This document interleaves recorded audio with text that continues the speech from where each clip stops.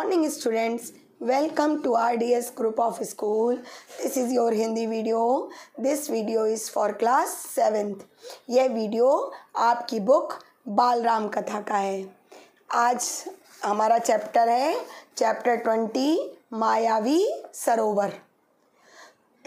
पांडवों के वनवास की अवधि मतलब उनकी सीमा पूरी होने को ही थी।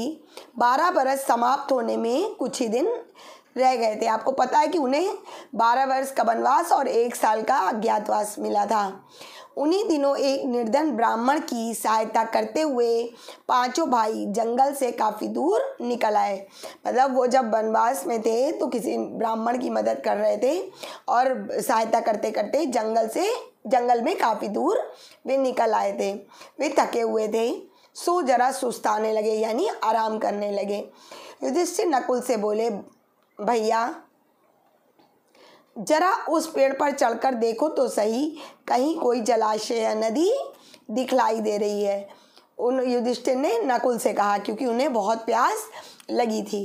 नकुल ने पेड़ पर चढ़कर देखा और उतरकर कहा कि कुछ दूरी पर ऐसे पौधे दिखाई दे रहे हैं जो पानी के नज़दीक ही उगते हैं। आसपास कुछ पगले भी बैठे हुए हैं, वहीं कहीं आसपास पानी अवश्य होना चाहिए। युधिष्ठिर ने कहा कि जाकर देखो और पानी मिले तो ले आओ। यह सुनकर नकुल तुरंत पानी लाने चल पड़ा। कुछ दूर चलने पर अनुमान के अनुसार नकुल को एक जलाशय मिला।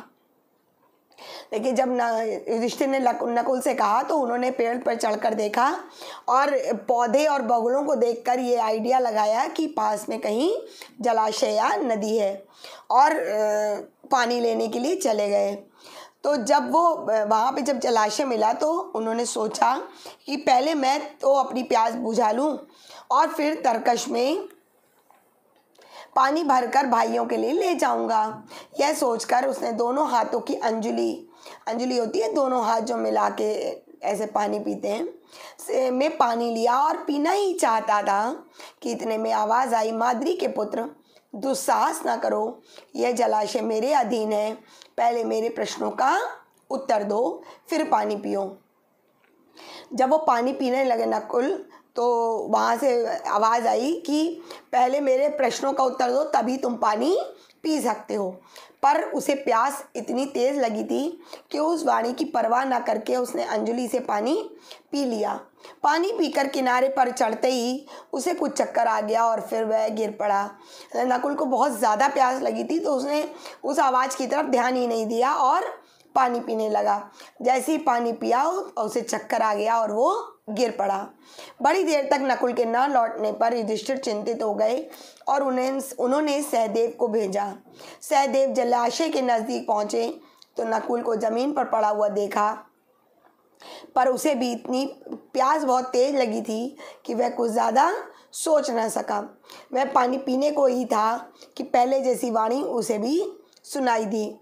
उसने वाणी की चेतावनी पर ध्यान न देते हुए पानी पी लिया। यानी जब नकुल नहीं लौटा तो युधिष्ठिर परेशान हो गए और उन्होंने सहदेव को देखने के लिए भेजा। सहदेव भी जब वहाँ पहुँचा तो उसने भी वही किया।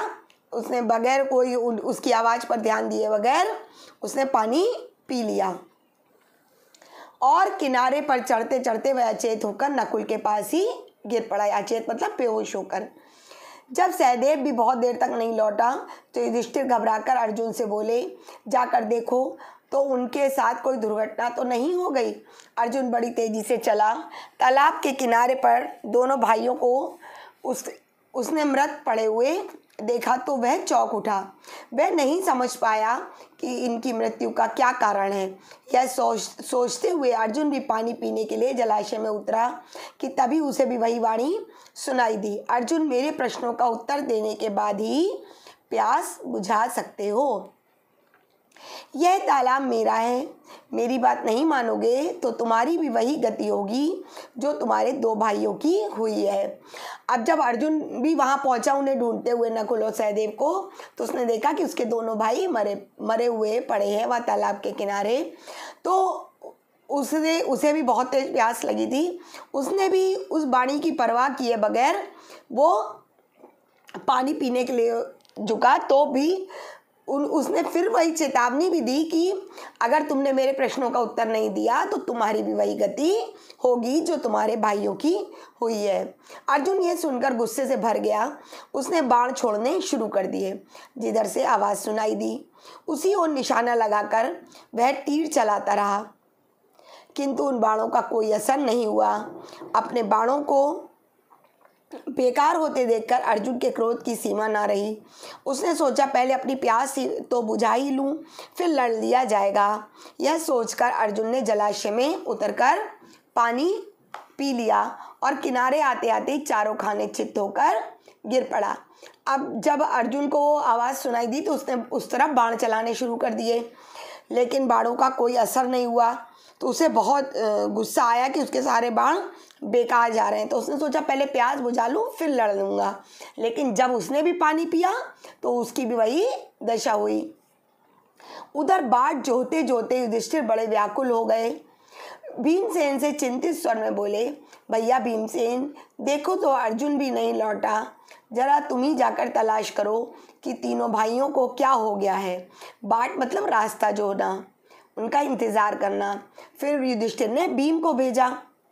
युधिष्ठिर की आज्ञा मानकर भीमसेन तेजी से जलाशय की ओर बढ़ा। तालाब के किनारे पर देखा कि तीनों भाई मरे से पड़े हुए हैं। सोचा यह किसी यक्ष की करतूत मालूम होती है, जरा पानी पी लूँ फिर देखता हूँ।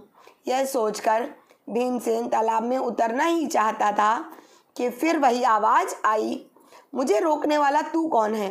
कहता हुआ भीमसेन बेधड़क तालाब में उतर गया और पानी भी पी लिया। पानी पीते ही अपने भाइयों की तरह वह भी वहीं ढेर हो गया। उधर युधिष्ठिर अकेले बैठे घबराने लगे और सोचने लगे, बड़े आश्चर्य की बात है कि कोई भी अब तक नहीं लौटा। आखिर भाइयों को क्या हो गया है? क्या कारण है कि अभी तक वे लौटे नहीं? जल की खोज में वे जंगल में इधर उधर भटक तो नहीं गए?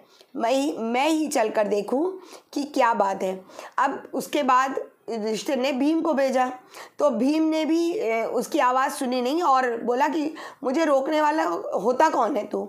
और उसने बगैर उसकी परवाह किए बगैर आवाज़ की पानी पीने लगा और उसकी भी वही दशा हुई। वो भी बेहोश होकर वहीं पर चारों खाने चित्त होकर ढेर वही हो गया। अब जब कोई भाई नहीं लौटा तो युधिष्ठिर बहुत परेशान हो गए और उन्होंने सोचा कि कहीं ऐसा तो नहीं भाई मेरे जंगल में भटक गए हों। तो बोले मैं ही चलकर देखता हूँ कि क्या बात है।